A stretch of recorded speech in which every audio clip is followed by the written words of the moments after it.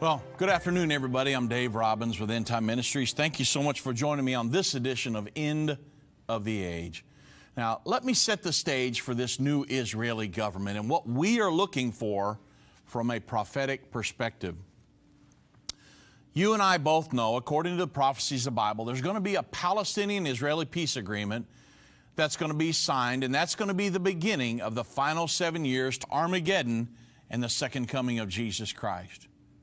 The final 7 years is going to begin when the Antichrist and the international community give their support to Israel's right to exist in the Promised Land, and that was given to Abraham by God back in Genesis 15:18. This is called the confirmation of the covenant in Daniel 9:27. Well, of course, Israel's previous prime minister, because Benjamin Netanyahu's on his way out now, or he is out as of Sunday, he had openly stated that the number one goal of his administration was to obtain the support of the international community for Israel's final borders. And he openly embraced the two-state solution back in his famous Bar Ilan speech in 2009. So there was this belief in the international community, and that if Israel and the Palestinians could not reach a settlement, that the world community should formulate a peace plan and insist that both sides accept it. Well, before his election, Donald Trump declared the number one goal of his presidency would be to achieve peace between Israelis and her Arab neighbors as well. And of course, you know now that after 3 years of determined diplomacy, President Trump surprised the world by announcing a peace agreement between Israel and not the Palestinians, but the United Arab Emirates. And a few days later, the country of Bahrain announced that they would establish a peace with Israel. And so what happened? Well, on September 15th, 2020, representatives from Israel, United Arab Emirates, the United States, and Bahrain met in Washington, D.C. on the White House lawn, and that's when they signed the Abraham Accords. So the question then becomes, well, hey, was the signing of the Abraham Accords the confirmation of the covenant that marked the beginning of the final 7 years? Well, it's a very important question, and the answer to that question is no, it did not. The signing of the peace agreements by Bahrain and the United Arab Emirates is not the completion of the Abraham Accords. But notice in the prophecy, in Daniel 9:27, the Antichrist will confirm the covenant with many. After the accords were signed on September 15th, President Trump said that there were many other nations that are now anxious to sign on to the Abraham Accords.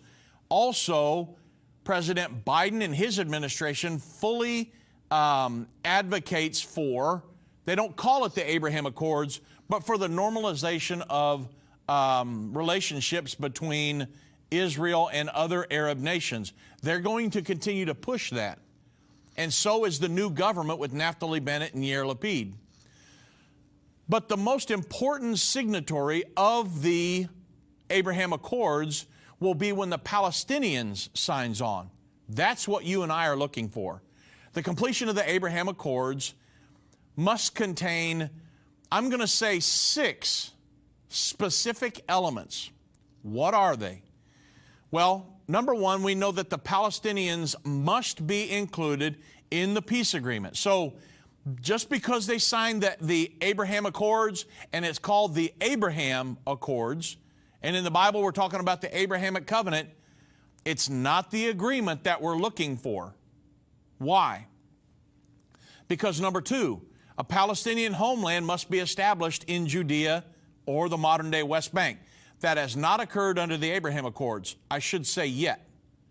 Number three, the Jews living in Judea will be allowed to remain there as a Jewish minority living in the midst of the Palestinians. That was not included in the Abraham Accords yet. Number four, the Temple Mount will be placed under a sharing arrangement so that all religions can worship there. That has not happened under the Abraham Accords. Number 5, Israel will be allowed to build her third temple on the Temple Mount. None of this is being talked about under the Abraham Accords, right? And number 6, Jerusalem will remain undivided under the Israeli control all the way throughout the end time. None of that is included in the Abraham Accords. Now, could the Abraham Accords lead to that? Yes. But presently, none of this is accounted for in the Abraham Accords.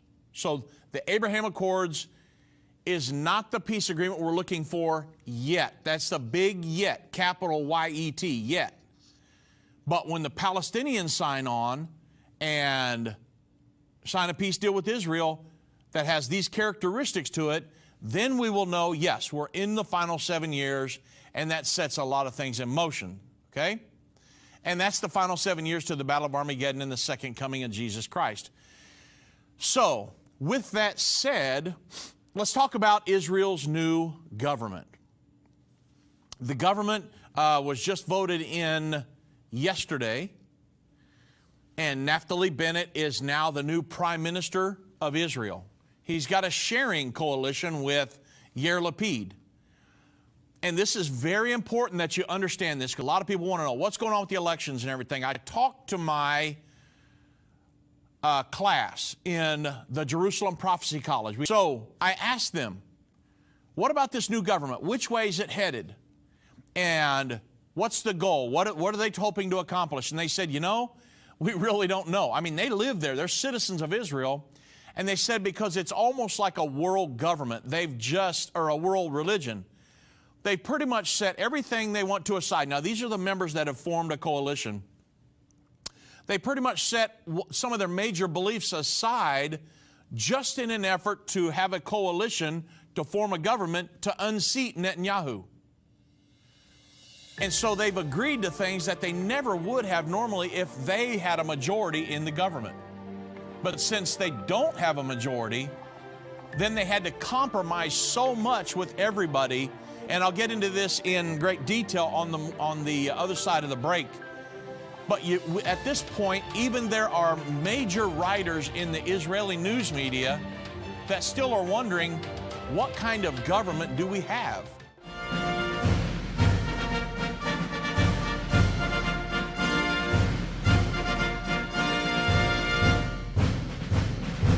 You know, everyone, that's one of the key takeaways. Now, I've followed this very closely all the way through to see which way everything was going in the government, and nobody could really tell. And I was following some of the writers that I've followed for years, and they were saying, big question mark on their forehead, what kind of government are we getting?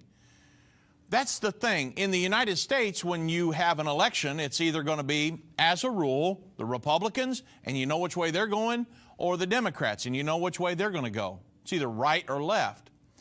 But the government in Israel, they don't have a clue, because the government was backed by 8 of the 13 parties that won seats back on March 23rd.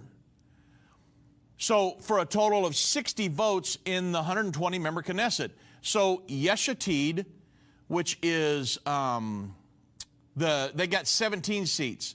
The blue and white got 8. Yisrael B'Tenu got 7 seats. Labor, 7. Yamina, 6 of the 7 MKs. New Hope was 6. Meretz, 6. And Raham, which is the Arab faction, 3 of its 4 members of Knesset. So you say, well, my goodness, I mean, they've got, so what you've got here is you've got people in the right, Naftali Bennett.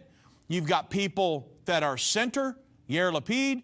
You've got people that are all the way left in the government. You've got an Arab faction. You've got, I mean, it's just, there are so many different opinions and ideologies in this government. Nobody knows which way it's headed, because one's going to want to go this way, and all of these other people are going to say, whoa, whoa, whoa, we don't want that. And they're going to have to do so much negotiation and compromise that even the people in Israel don't know which way the government's going to go.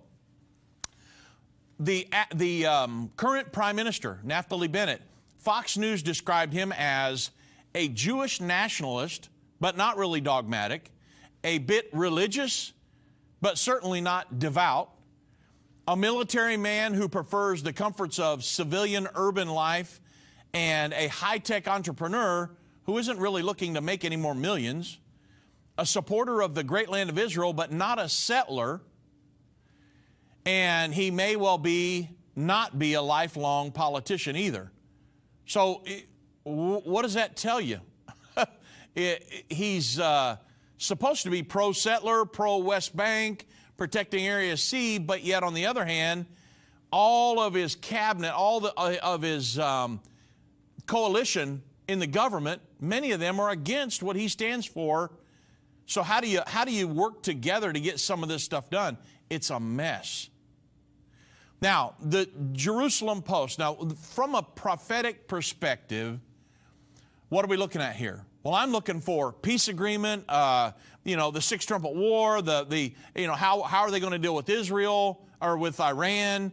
These are some of the things I'm watching because these are the prophecies that are upcoming. And one of the main news articles that I seen was from the Jerusalem Post. Can Naftali Bennett stand up to the U.S. on settlements and a Palestinian state?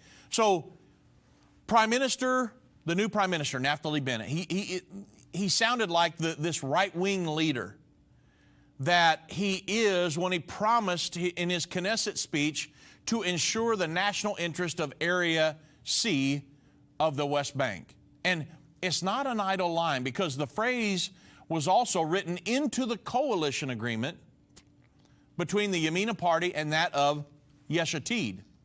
So it was a statement designed to sound to the Israel right as if it was a prolonged battle for the Israel control of Area C. That has involved settlement building and demolition of the illegal Palestinian construction, and that it would continue under this new coalition composed of right-wing, centrist, and left-wing parties.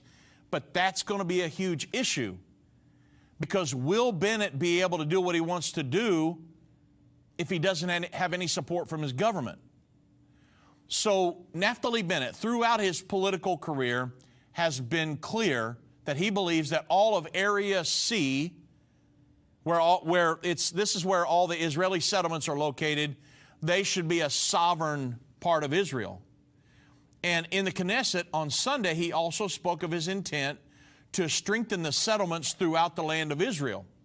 Well, so Area C, you're probably sitting there going, what is Area C? Well, if you would look on, let's say, the UN's website, over 60% of the West Bank is considered Area C, where Israel retains exclusive control there, including over law enforcement, planning, construction. I mean, most of the Area C has been allocated for the benefit of Israel settlements and the Israeli military. And then you have Area A and B, which part of that's controlled by Israelis and Palestinians, and then part of that's controlled by the Palestinians. So forget about how this right-wing take on the future of the Israeli-Palestinian conflict works. And because with this left wing and the Arab coalition partners, this is why it's so crazy. Because one has to ask, how will they coexist with the U.S. administration, who is bent on preserving the bulk of Area C for a future Palestinian state by preventing further settlement and expansion? How is Naftali Bennett, who is going to be working against his own government to try to get some of these things to protect that area and the United States, Prime Minister Netanyahu has said, hey, young man, what are you going to do about all these pressures, even within your own government, to protect that area out there? In his outgoing speech, Prime Minister Benjamin Netanyahu, he underscored the challenge on this front. And he noted that the U.S. President Joe Biden, he's already requested a freeze on settlement building and Jewish construction in Jerusalem. So he's already against what Prime Minister Naftali Bennett is for. In addition, he said that the United States was bent on reopening a U.S. consulate general in East Jerusalem, which the Trump administration had closed. And it had served it served for decades as a de facto embassy for the Palestinians. President Trump said, nah, we're done with that. President Biden's wanting to reopen that. Well, Netanyahu said that he had suggested to the United States that the consulate be opened in Abu Dis, which is not in Jerusalem. But it's at least on the other side of the border wall. Well, the Biden administration wants to place it in the heart of the sovereign city of Jerusalem, which, you know, it brings questions to me. Biden, where's your mind at? Because why would you want to do that? You understand the conflict here, but he's an agenda-driven person. And so you can kind of get an idea what's going on inside of his mind when you think about all the agendas that are being pushed by the international community. He's a globalist. Of course he's going to go along with that. So if that happens, Netanyahu said, well, the issue of dividing Jerusalem is going to be put back on the table. So this very young infant government is going to have to deal with these giant issues right off the bat. Prime Minister Netanyahu, he's been in power for years and years, and he's a great politician, and he was good at just pivoting and moving over a little bit and pushing here, backing off here, and he kind of kept the United States at bay under Democratic administrations. I mean, President Trump was all on board with him, but an Obama administration, a Biden administration, they're going to be pressuring Naftali Bennett. And Naftali Bennett is going to have pressure from within his own government. And I'll get to that in just a moment. Well, even more significantly, Prime Minister Netanyahu warned that the Biden administration was renewing efforts to support a Palestinian state that threatens their very existence. Because if it goes back to 67 borders, it's going to leave them 9 miles wide at the waistline, which is totally indefensible. And so, and he warned that alongside the Iranian threat, that this challenge to Israel must be halted. So you got two major threats here. And this infant Israeli government is going to have to face Iran immediately. You understand, Iran has pretty much surrounded Israel. They've got troops or terrorist factions in Lebanon, Syria, Iraq, Yemen in the south. And they also support terrorist factions right there in Gaza, which is Hamas. You understand that the rockets that they were firing into Gaza just a couple weeks ago or into Israel were funded by the Iranians. So this is a very infant government in Israel, and they're going to have to face major challenges right off the bat. Because don't you think Iran's going to want to try them?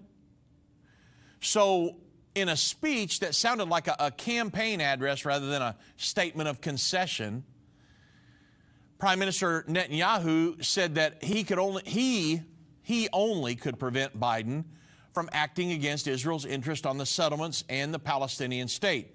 Because all of these actors, Iran, the international community, the Biden administration, they're looking at Israel now like, hey, they've got a divided government. I mean, this is not all Netanyahu at this point. I mean, we can appeal to Naftali Bennett. If he doesn't want to do something, we can appeal to Lapid.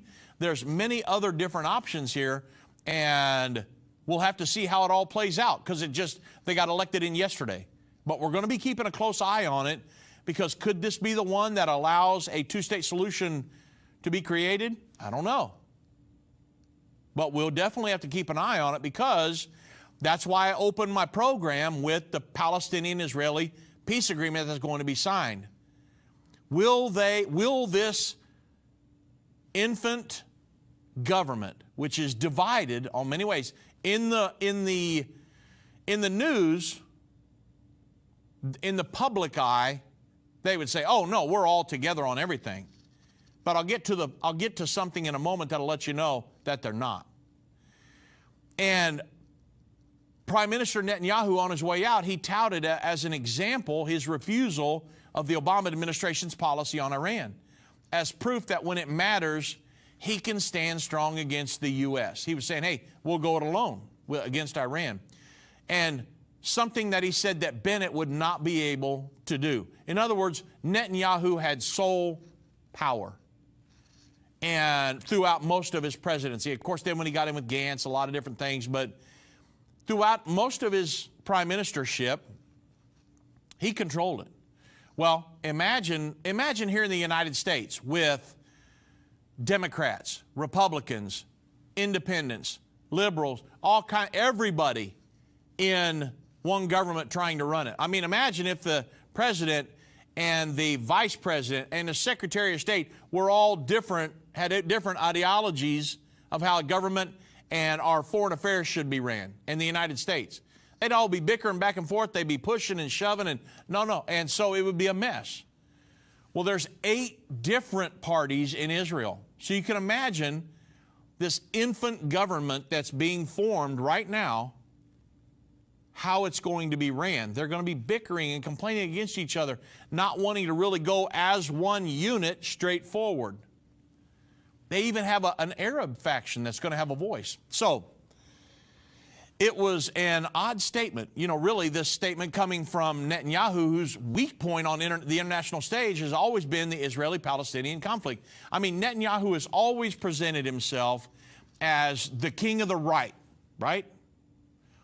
And the leader who can best defend the settlements. But in reality, it is in his place of utmost compromise. I mean, from the standing strong against the United States, he has a bent at almost every turn, including this year. Since Biden entered office, no West Bank settlement plans have been advanced or approved. That's a big thing in the eyes of the the ones in the West Bank, because they want to expand. They want to build and have more settlers out there. But no. Under the Biden administration, he's called for a halt for that. And under Prime Minister Netanyahu, nothing has been advanced. Now, at the request of former President Barack Obama, he imposed, Prime Minister Netanyahu also imposed a 10-month moratorium on settlement construction in the West Bank. That was back in 2009, 2010. He did not approve the construction of 3,500 homes in the E1 section of Ma'ale Adumim, the huge settlement out there. And it's a project that the United States has persistently opposed. And the approval of entirely new settlements remained a rare event under Prime Minister Netanyahu. Most significantly, Netanyahu put the brakes on an annexation drive, both at the end of Obama's term and at the start of President Trump's tenure. And Netanyahu preferred to wait to do annexation with Trump's support. And then when it seemed like he had that backing, he pledged to apply, Netanyahu pledged to apply sovereignty to the West Bank settlements, only to halt that drive when Trump withdrew his support because of the now Abraham Accords. Similarly, at Obama's request, he spoke of his support for a demilitarized Palestinian state and reissued his pledge to back such statehood under President Trump. Well, Netanyahu, of all politicians, has left the door wide open for Naftali Bennett to make compromises on this sphere. This is what we'll be watching very closely in the next weeks and months. How will these guys, what will they compromise on to keep the peace? They stand strong now, but when they've been hit with this pressure from the Palestinian community, inside the government, and the United States, how will they be able to stand against all of that? That's what Prime Minister Netanyahu is saying, no matter how right-wing it might have sounded.